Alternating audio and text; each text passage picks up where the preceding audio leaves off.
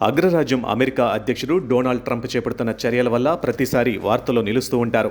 Make America great again నినాదంతో ఎన్నికల్లో విజయం సాధించాక అక్రమ వలసదారులు, టారిఫ్లు, వీసాల వంటి విషయాలలో ట్రంప్ తీసుకున్న నిర్ణయాలు పలుమార్లు విమర్శలకు గురయ్యాయి. ఈ నేపథ్యంలోనే New York Times columnist John Finer ఈ తెంపరి నిర్ణయాల తాలూకు ఆర్థిక భారంపై వివరణాత్మక విశ్లేషణ ఒకటి చేశారు. దాని ప్రకారం ఇరాన్తో జరుగుతున్న యుద్ధం కారణంగా అమెరికాలో ఇప్పటికే పెట్రోలు, ఎరువుల ధరలు విపరీతంగా పెరిగిపోయాయి.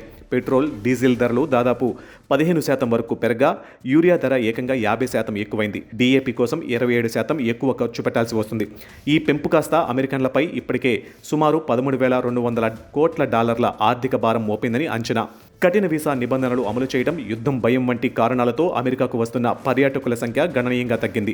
2024తో పోలిస్తే 2025లో అమెరికాకు వచ్చిన పర్యాటకుల సంఖ్య 40 లక్షలకు తగ్గింది. ఫలితంగా ఆర్థిక వ్యవస్థకు $800 కోట్ల నష్టం జరిగిందని లెక్కలేస్తున్నారు.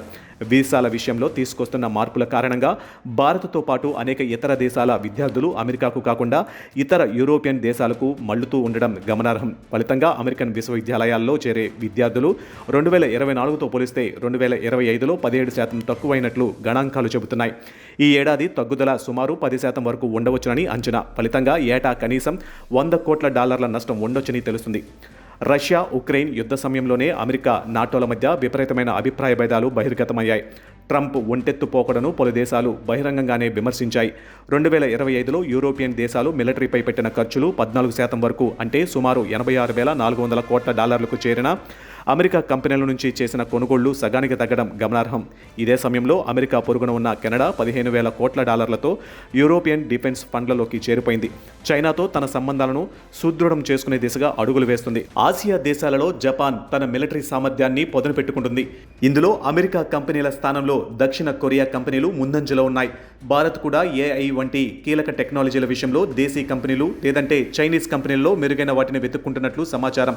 ప్రపంచవ్యాప్తంగా పలు దేశాలు అమెరికాకు దూరంగా ఉంటున్నట్లు, ఇందుకు ట్రంప్ తీరు, అమెరికా ప్రభుత్వంలో పెరిగిన అవినీతి, వాణిజ్య వైరాలు, కృత్రిమ మేధ విషయంలో అస్పష్ట వైఖరి విధానాలు కారణమని కాలమిస్ట్ ఫైనర్ విశ్లేషించారు.